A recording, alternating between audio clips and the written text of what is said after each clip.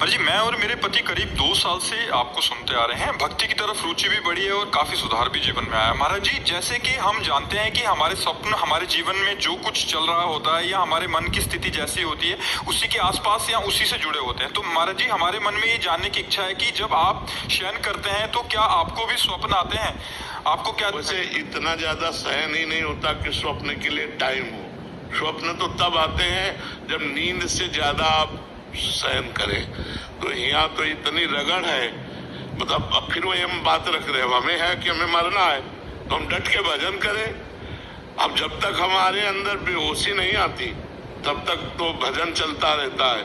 और जहाँ बेहोशी आई, जहाँ नींद खुली, तो चाहे 1 बजे हो चाहे 2 बजे हो, उठ के बैठ गए।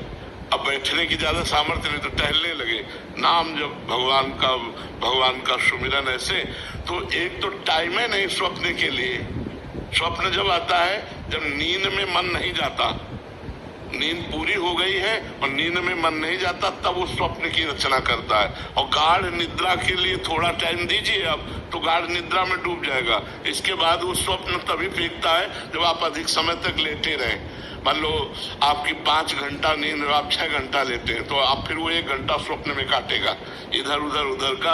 अगर स्वप्न कभी कोई आए भी तो संतों के स्वप्न देखते हैं, अपने को वैरागी रूप में देख करके कहीं संतों के बीच में बैठे, कहीं कथा भागवत हो रही और कहीं प्रभु की कुछ मंदिर है, कुछ लीला है, कुछ तीर्थ स्थान है। अब ऐसा तो नहीं आता कि मैं बुआ का स्वप्न आया कि मैं हाई नहीं अब हमारे कोई है ही नहीं ना। अच्छा, आपको स्वप्न क्या आएगा? क्योंकि हम पहली बार देखा तो स्वप्न क्या आएगा, और देखा वो भी दूसरी दृष्टि से देखा।